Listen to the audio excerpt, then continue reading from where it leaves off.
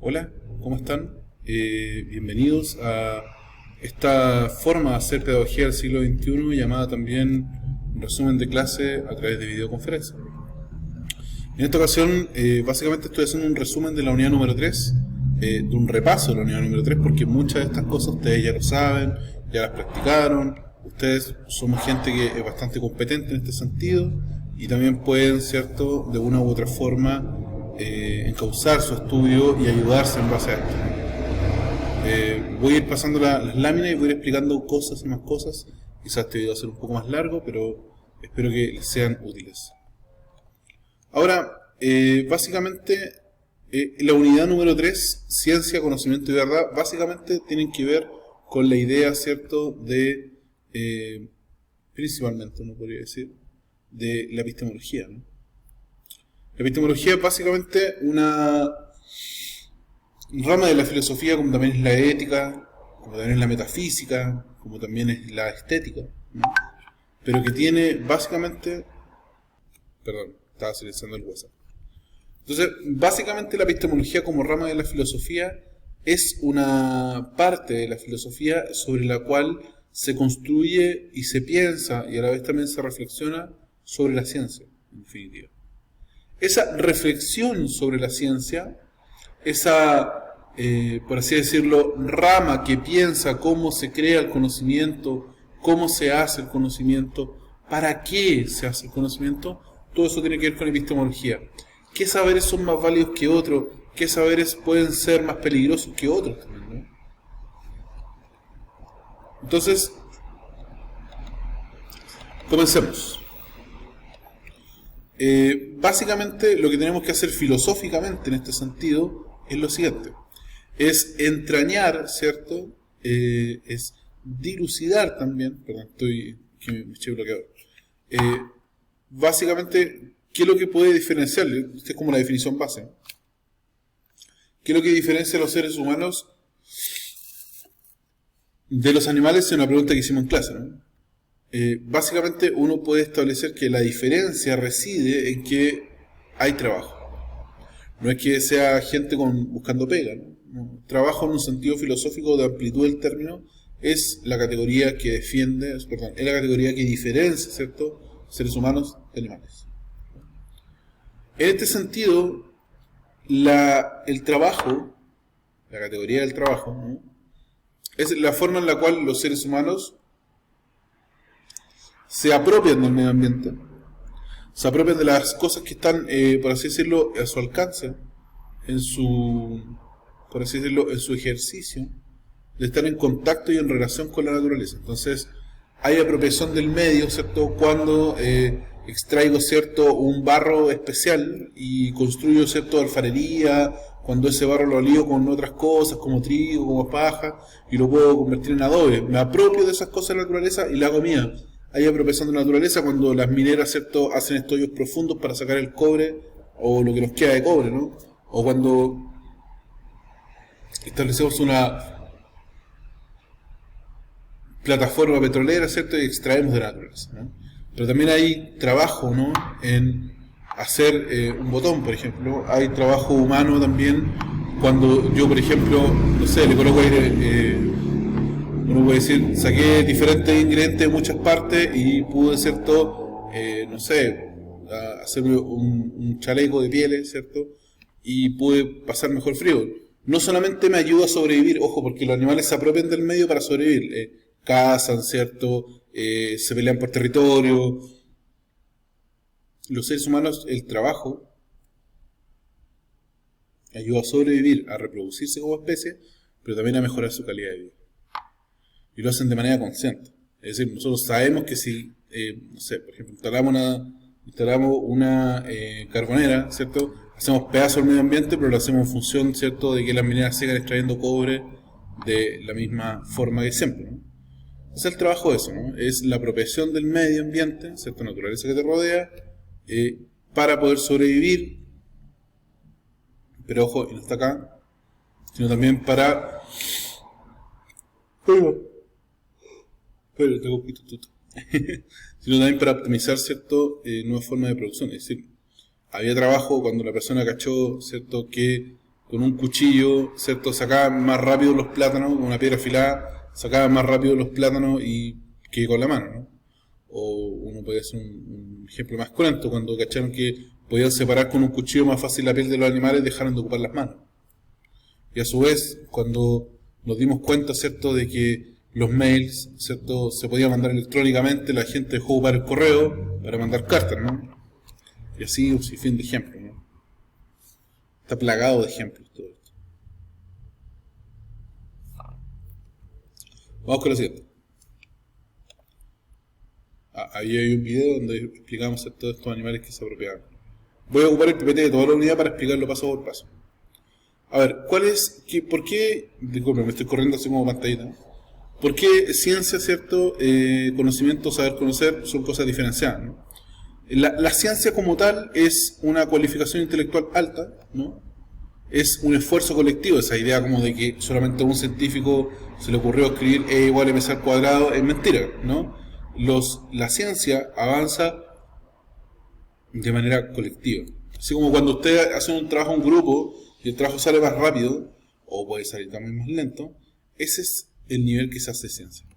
Es decir, no solamente Albert Einstein pensó la teoría de la relatividad, había un sinfín de científicos, o una treintena, una veintena de científicos, que ya lo estaba haciendo, y sentó las bases de lo que pensó Einstein de nuevo. O podemos decirlo de esta forma, cuando la muchacha que logró crear el algoritmo que unificaba, ¿cierto?, todos estos patrones, todas estas fotos del agujero negro, ella se sienta sobre teorías, sobre estudios previos también, ¿no? Por eso digo, la ciencia es una actividad colectiva y es de una u otra forma la forma de conocimiento más avanzado. Todo conocimiento se compone de trabajo, porque todo lo que conocemos y sabemos también lo hacemos en función de ir apropiando nuestros medios, de ir apropiándonos de la naturaleza para poder ir sobreviviendo, etc. La ciencia no solamente se preocupa, ¿cierto?, de mejores formas de apropiación del medio, ojo, no sé, cómo extraer más rápido el cobre, cómo puedo plantar pino en la cordillera de los Andes a temperaturas bajo cero y a grande altura, sino que también se preocupa del bienestar humano. Cuando se crea el vidrio, las cucharas de plata, o sea, los cubiertos, ¿cierto?, de metal, el plato de loza, y todos esos ejemplos que conversamos en clase, porque en el fondo lo que daban aumentaron la esperanza de vida. La penicilina, por ejemplo, ¿no? También la penicilina, la vacuna contra la polio, todas esas cosas mejoran nuestra capacidad de vida, nuestra capacidad de existencia. La misma vacuna del SARS-CoV-2, sino quizás estaremos en la cuarta cuarentena, ¿no?, con una economía aún más destrozada. A ver, si la ciencia es lo más categóricamente complejo, ¿no?, vamos con otras formas más rudimentarias, ¿no?, un poco más simples también. El conocimiento como tal, ¿cierto?, son saberes legítimos, es decir, que una sociedad lo considera como legítimo. Ojo, no puede operar, ¿cierto?, si esos saberes no tienen alguna validez para una sociedad. Entonces, por ejemplo, para nuestra sociedad en Chile, la acupuntura, ojo con esto, la acupuntura china o la medicina tradicional china no tiene tanta validez como si lo tiene ir al doctor. O sea, hay un conocimiento que tiene mayor validez, es decir, ya está probado. Es el que ha pasado por esta idea de la comprobación de hipótesis, que ya ha pasado un sinfín de pruebas, etcétera, etcétera, ¿no? En cambio, bueno, el conocimiento tiene que ver con eso, la acumulación de conocimientos crea ciencia. Entonces, que alguien sepa sobre agujeros negros, que alguien haya investigado, que alguien haya teorizado, que alguien lo haya dibujado, alguien que lo haya, no sé, modelado en 3D, por ejemplo, son conocimientos parcelados que unificados pueden contribuir a la ciencia en particular. Por ejemplo, los conocimientos se rigen bajo un programa de investigación. Por ejemplo, yo estoy en un programa de investigación sobre historia de la educación. Entonces, todo lo que yo produzco, escribo, ¿cierto?, y hago, si quieren me pueden googlear, no hay ningún problema, lo hago en función de ese proyecto de investigación, ¿ya? Porque en el fondo me cuadro en base a él. Y a la vez también es un método coherente también que contribuye a la ciencia, es decir, se rige bajo el método científico, el conocimiento. Ahora, saber conocer, esta como dualidad, ¿no?, son las formas más simples, pero no por eso son cosas como fáciles de poder obtener conocimiento, en definitiva. Son las maneras en las cuales yo capto la realidad, ya sea de manera inmediata, es decir, a través de los 5 sentidos, que vamos a ver un poco más abajo, o incluso mediante la deducción, o incluso en lo que nos denominamos como chilenamente como la tinca. No está científicamente comprobado, pero sin embargo lo sabemos. No está científicamente comprobado, pero yo sé que si no le pago a mi vecino el pan, probablemente el almacenero se enoje. No está comprobado, pero sé que se puede pasar. Así como está comprobado que si yo me levanto de malas ganas a las 6 de la mañana, salgo de la cama, me pego en el dedo chico del pie, no voy a decir, oh, recorchones, me he golpeado el dedo. No, probablemente sea un improperio, probablemente sea cualquier otra cosa. Entonces, de nuevo, el trabajo es la base de todo esto. Luego viene el saber conocer, que es más inmediato, y luego el conocimiento, que tiene validez científica, ¿no? Está pasado por un método científico, se comprobaron hipótesis, y a la vez también está dentro de un proyecto de investigación. Y más arriba, ¿cierto?, está la ciencia, ¿cierto?, que en el fondo es una cualificación intelectual alta, ¿cierto?, un esfuerzo colectivo, un conjunto de conocimientos, ¿cierto?, un conjunto de construcciones colectivas, ¿cierto?, que permiten mejorar, ¿cierto?, la apropiación del medio y también nuestra propia existencia. Vamos con el siguiente. Ahora, habiendo definido estos conceptos, vamos con el más importante. Disculpen. El de epistemología. Ya. La epistemología, si bien proviene del griego, ¿cierto?, que significa estudio sobre el conocimiento, episteme y logos, ¿cierto?, o logos, perdón. Básicamente tiene que ver con cómo reflexionamos sobre los procesos en los cuales yo obtengo información. Me ha tocado, no son todos, no son la gran mayoría, son una minoría muy pequeña, que gente ha afirmado cosas muy interesantes. Entonces yo me pregunto, por ejemplo, no sé, una vez afirmaron que la filosofía es la madre de toda la ciencia. Yo estoy esperando que eso todavía suceda, porque parece que no hay ni un reconocimiento, o todos le tienen mal a la mamá, ¿no? Pero, ¿de dónde sacaron esa información?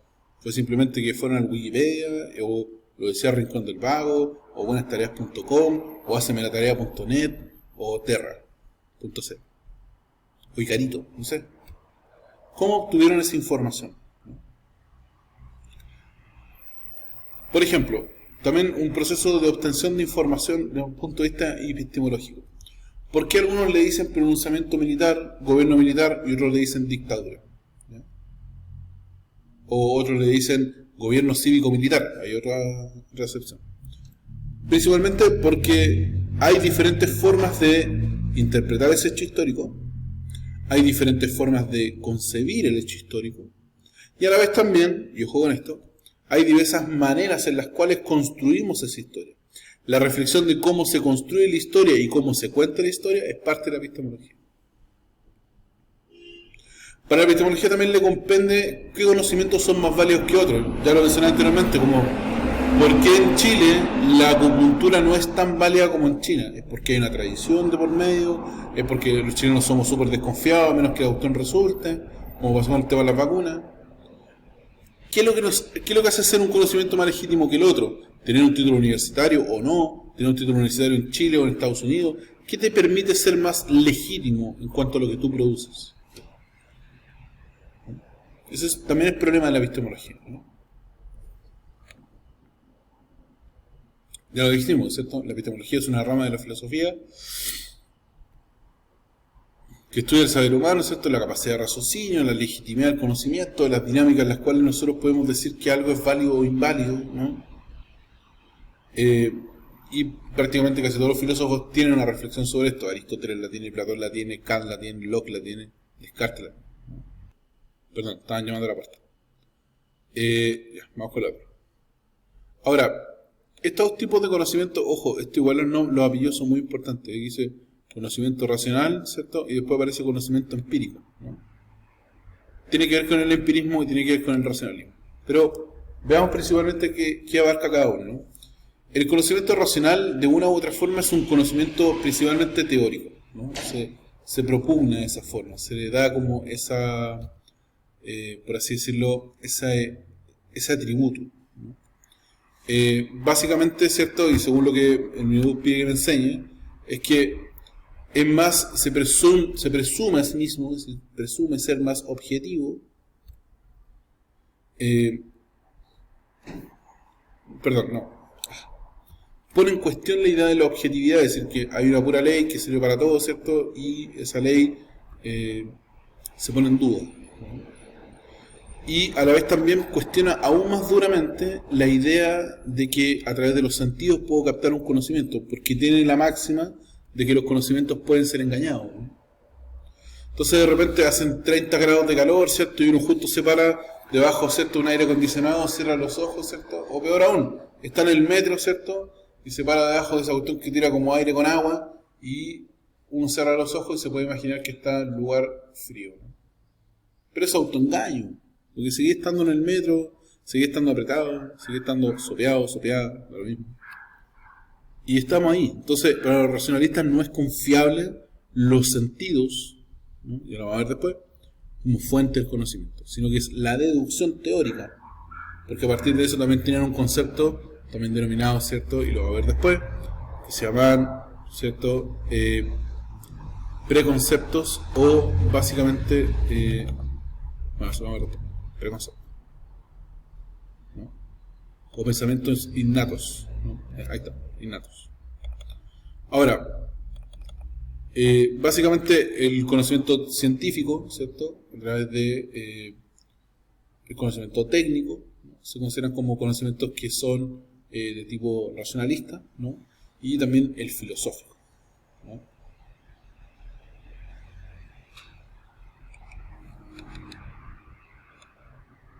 Vamos con el empírico. Recordemos que tanto el racionalista como el empírico cuestionan la idea de objetividad absoluta. Están muy en contra de eso.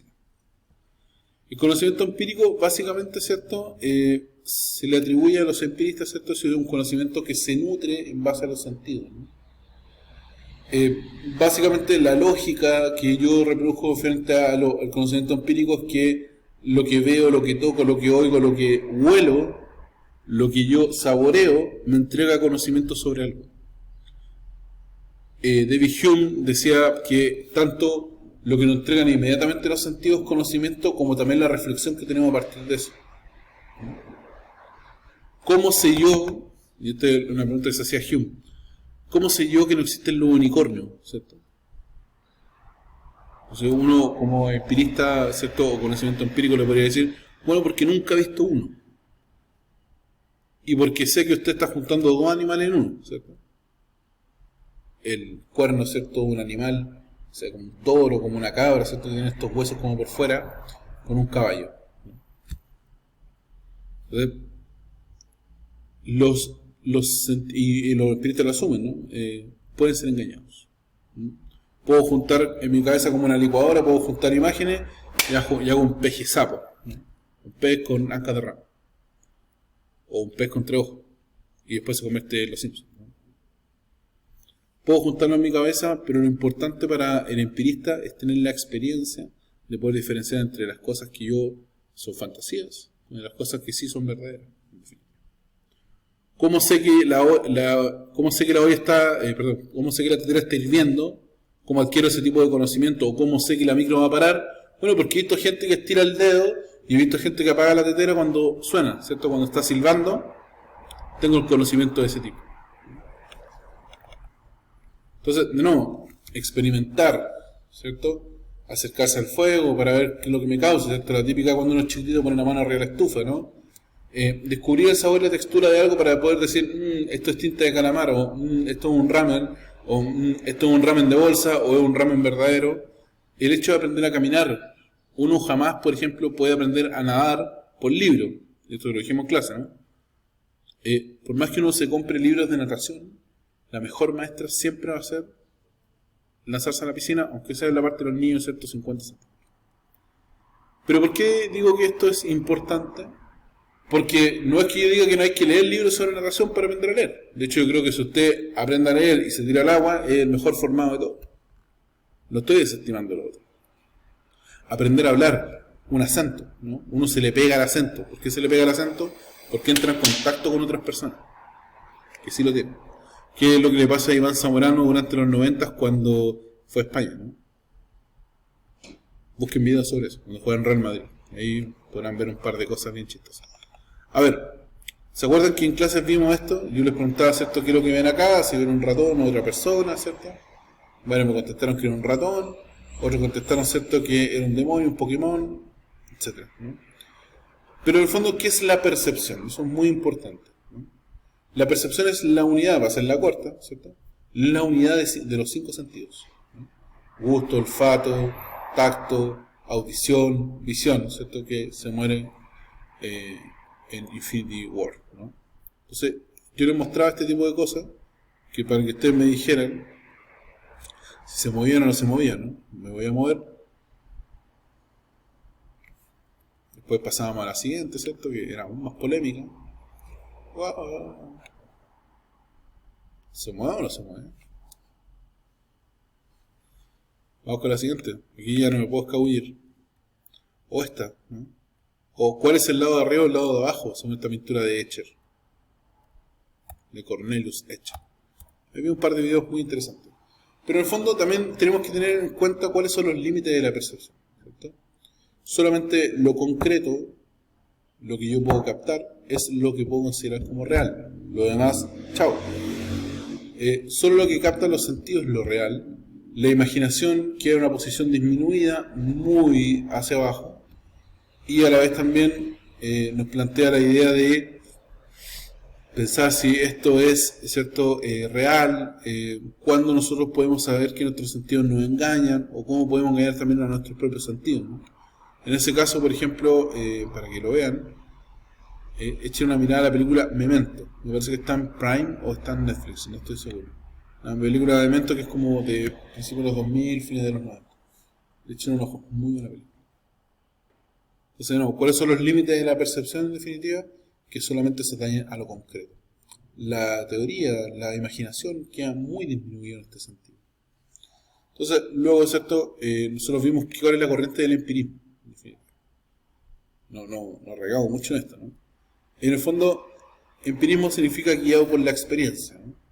Si bien la palabra es griega, la raíz histórica de esto básicamente es la modernidad, ¿no? La modernidad, entendiéndola como esta transición, ¿cierto?, entre la época contemporánea, lo ahora, ¿cierto?, y la Edad Media, ¿no? Esta idea como media victoriana, ¿cierto?, esta cosa de los reyes, con algunas repúblicas, otras revoluciones, ¿cierto?, la inicio de industrialización. Esa época es lo que dio a nacer, ¿cierto?, la modernidad. Los empiristas básicamente son Francis Bacon, Thomas Hobbes, John Locke, George Berkeley,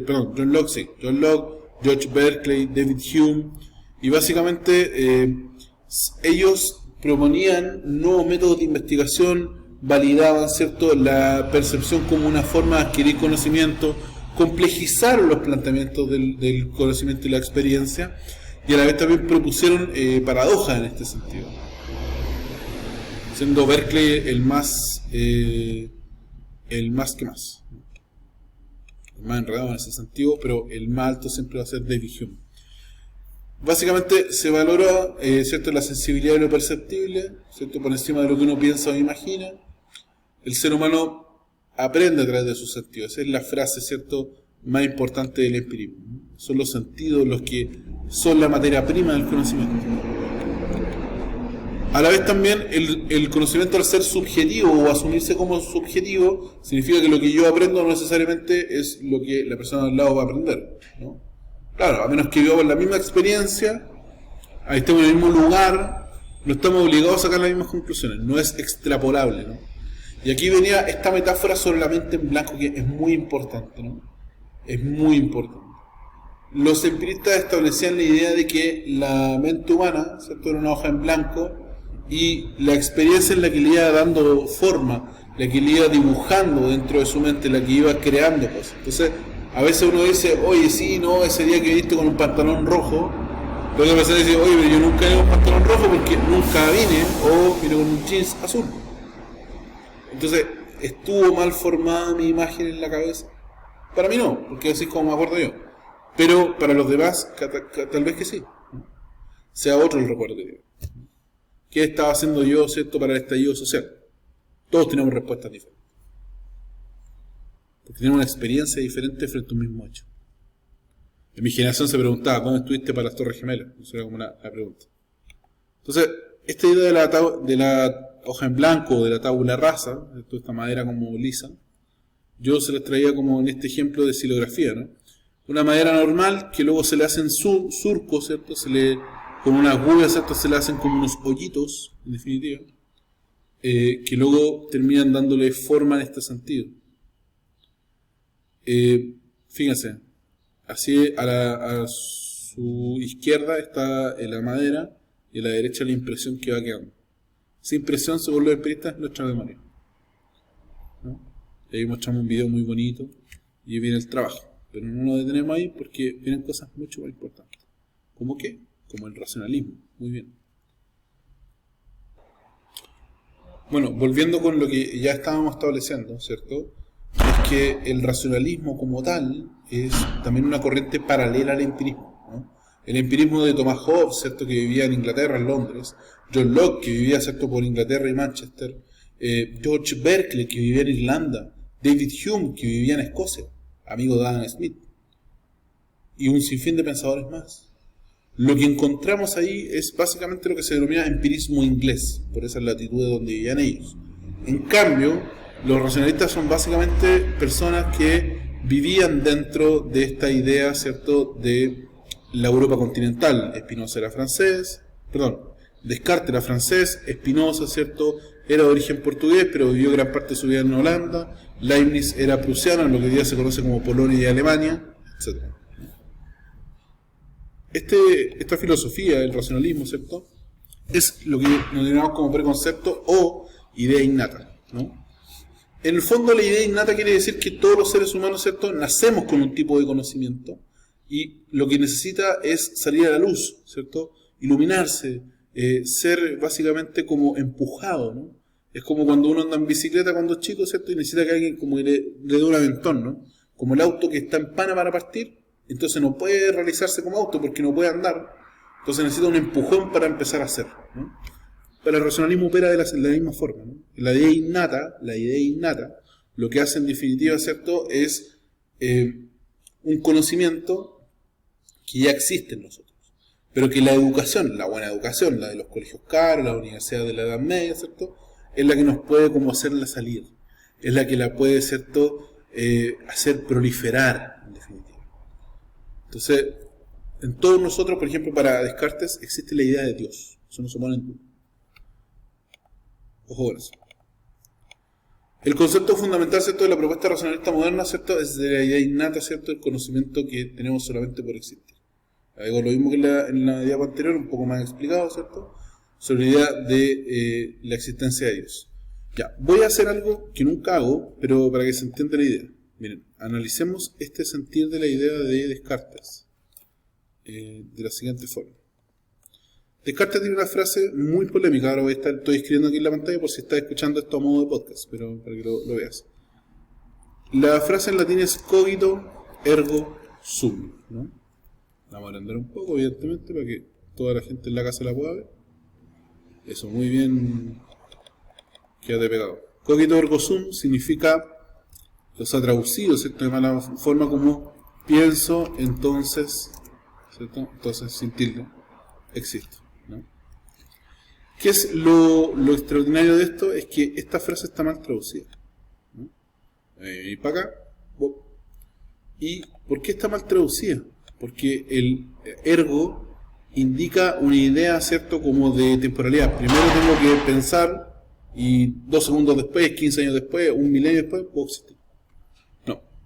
Para Descartes esto es simultáneo, ¿no? Porque pensar es parte de nuestra idea innata, viene con nosotros, viene en nuestro ADN, ¿no? Entonces, la frase en el fondo es pienso,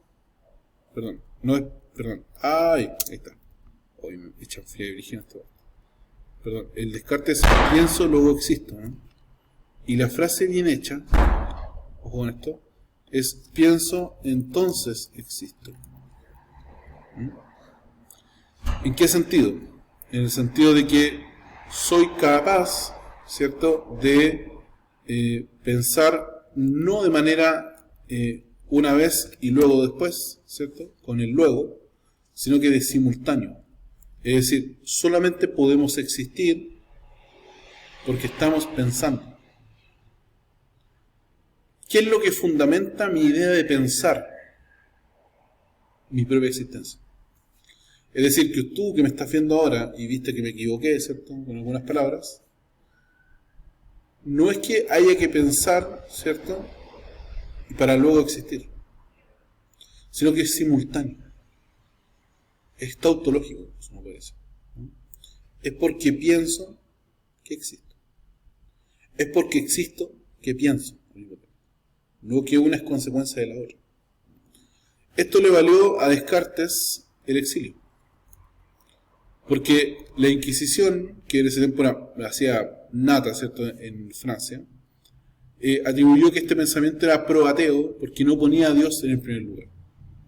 Descartes va a decir, pienso, luego existo. Oiga, pero y cuando no estoy pensando, cuando no sé, me pongo a ver reality show, ¿cierto?, me pongo a ver farándula, o cuando me pongo a ver, no sé, cualquier cosa de humor en TikTok, y no estoy pensando porque no quiero pensar, estoy cansado, estoy, no sé, muy lleno de cosas, ¿sigo existiendo?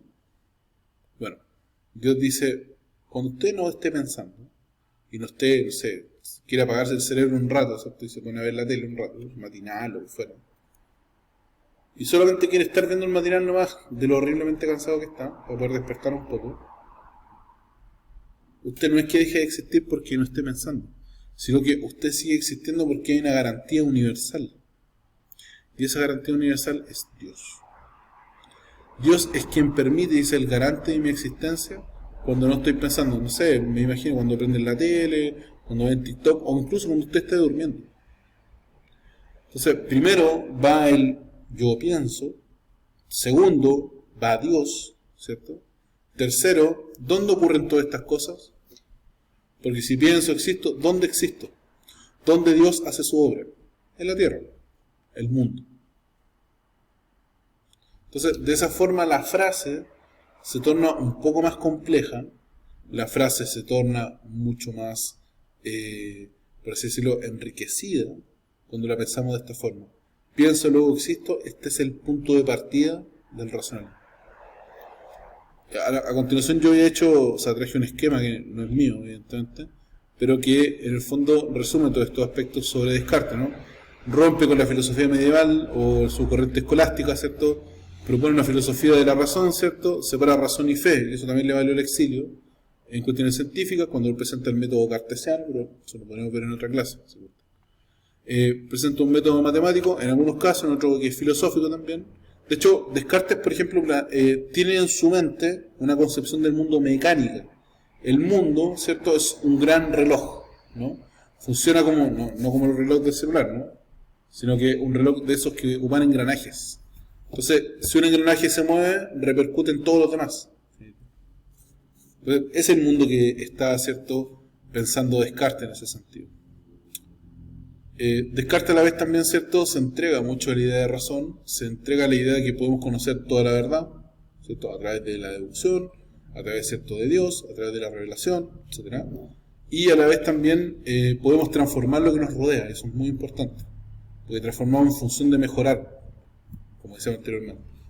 Y a la vez también tiene un libro, ¿cierto?, sobre el discurso del método, y también tiene algunas disertaciones sobre el cuerpo, ¿no? Entonces, no sé, para Descartes es moral, ¿cierto?, cuidar el cuerpo porque es un regalo divino, ¿cierto?, el regalo de la vida, en el fondo. Uno tiene que bañarse, sacarse la mugre de la uña correctamente, echarse champucito, ¿cierto?, etc., ¿no? Pero también hay reglas morales, respetar al prójimo, ¿cierto?, cuando una investigación puede ser ética o antiética, también quién debe gobernar, quién no debe gobernar, sin fin de cosas que en esta unidad al menos no van en la prueba. Ahora, con respecto a otros puntos, creo que estos son los más medulares, ¿no? Recuerden, para Descartes primero es el yo, ¿cierto?, el yo pienso, yo existo, simultáneo. Segundo, Dios como garante de que yo sigo existiendo cuando no estoy pensando. Y tercero, ¿dónde ocurre todo esto? ¿Cuál es el contexto? ¿Cuál es el lugar? La Tierra, el mundo. Disculpen si me enredo a veces, pero es que me sucede que estoy un un poco agotado como en este fin de año. Bueno, y venía un video sobre Descartes, que lo vimos en clase, ¿cierto? Y eso. No hay nuevo trabajo, pero voy a explicar básicamente de decirles que también hay algo llamado podcast. Si ustedes quieren profundizar sobre estos conocimientos y tienen algo de tiempo, se los voy a mostrar. Yo el año pasado hice un podcast, me voy a ir un poco más a la derecha. Yo hice un podcast. Entonces, por ejemplo, si ustedes quieren profundizar del racionalismo, ¿cierto? Ahí tengo a René Descartes, un capítulo dedicado a René Descartes, y un capítulo dedicado completamente a Benito Spinoza, ¿ya? O Baruch Spinoza, que es más conocido. Y un poco antes, ¿cierto? Tengo el episodio 9, ¿cierto? Que es Locke, Berkeley y Hume, en un puro episodio, el empirismo 2, ¿cierto? Y Bacon y Hobbes con empirismo 1. Ahí cada episodio dura como una hora 20, y lo mejor que tiene es que igual es poquito, pero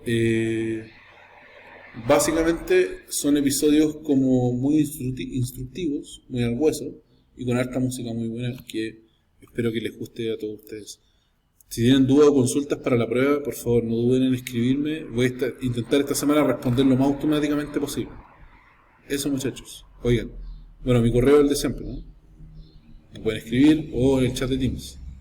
Estar con ustedes siempre de la mejor manera posible. Cuídense mucho y espero que vean esto. Si ves esto hasta el final, por favor, coloca abajo cuál es el nombre de la productora de este video. Nos vemos. Cuídate mucho.